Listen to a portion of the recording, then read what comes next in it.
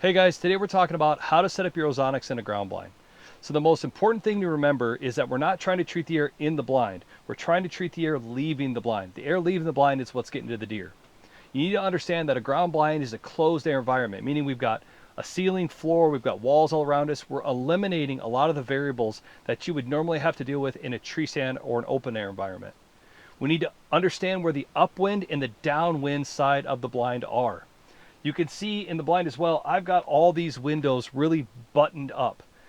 That really comes in handy as we start to establish where that upwind and downwind side is, because what we're going to want to do is we're going to want to try to create airflow within the blind, letting the air in on the upwind side, letting the air out on the downwind side.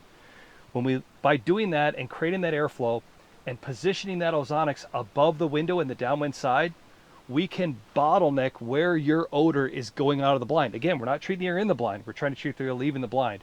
We want to have that ozonics above that window in that downwind direction. So we let the air in, and then we let the air out, and we have that ozonics position on that downwind side. So again, not the air in the blind, the air leaving the blind. Figure out where that upwind, downwind side is. Keep the blind as buttoned up as you can. Establish that airflow, position that ozonics accordingly.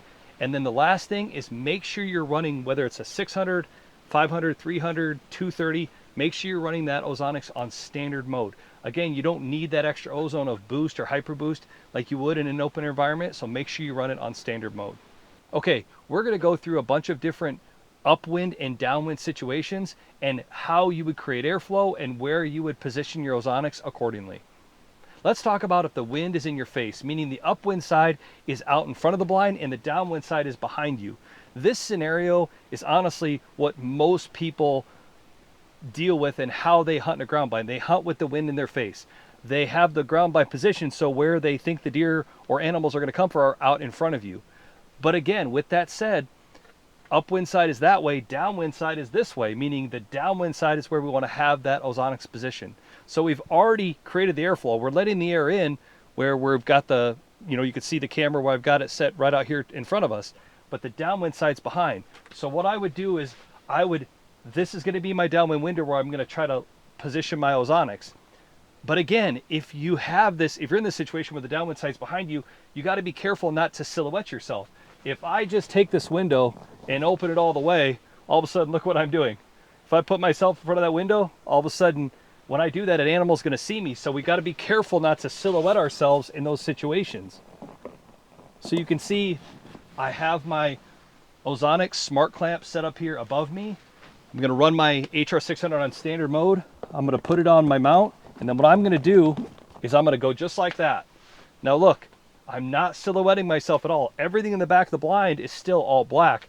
But if you come over here and see from this camera, I am creating that airflow. I'm letting the odor out of this window. Again, I'm not silhouetting myself in the front, but I'm letting that air out on the side. So this is how you would set it up if the wind's coming in the blind and the downwind side is behind you. Let's talk about if the upwind side is behind you and the downwind side is out in front of you. This honestly is kind of worst case scenario for most hunters. Most guys are going to set their ground blind so where the front window is out in front of them is where the deer are going to come from. If the wind is blowing straight over top of the blind, not a great scenario, but you can set up your ozonics in those situations. So let's go through it.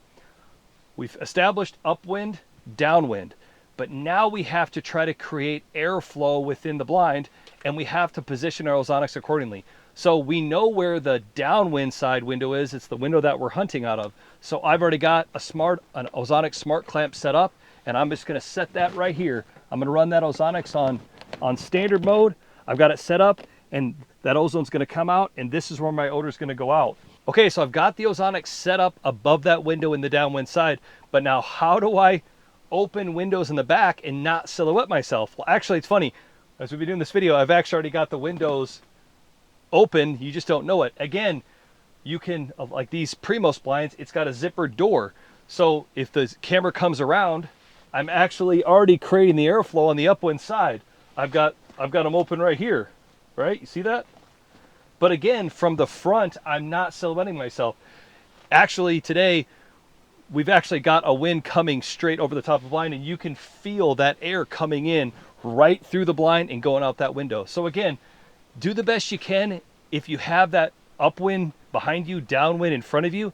To not silhouette yourself, try to unzip the blind in a way that you won't be able to silhouette yourself, but you can still let that air in. Let's talk about two more scenarios if the wind is right to left or left to right. Really, it's kind of tomato, tomato. If you know how to set it up one way, you know how to set up the other, but we'll go through both ways. First, let's talk about if the upwind side is to the right and the downwind side is to the left.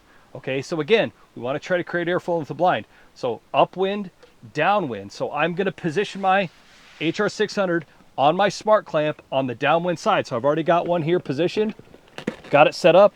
And then on this side, I'm going to open this window, and I'm going to try to open that window. Now again, I've got a place where I'm going to let that air out. Now I'm going to come in my upwind side. Same thing. I've got a window here, and I'm going to unzip it.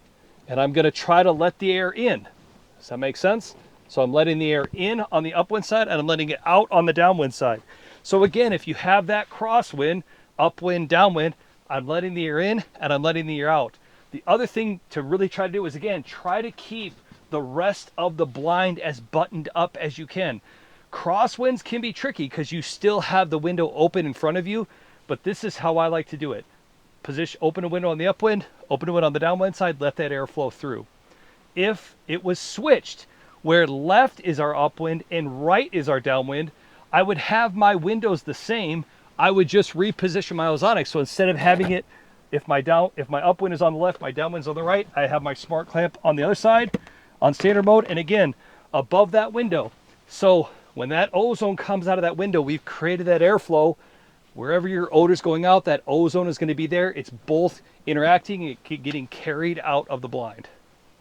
Thanks for watching our video today on the 4 different scenarios we walked through of how to set up your Ozonics depending on where the upwind and downwind side is in the blind. If you guys have any other questions, feel free to give us a call at 979-285-2401 or look us up at ozonicshunting.com.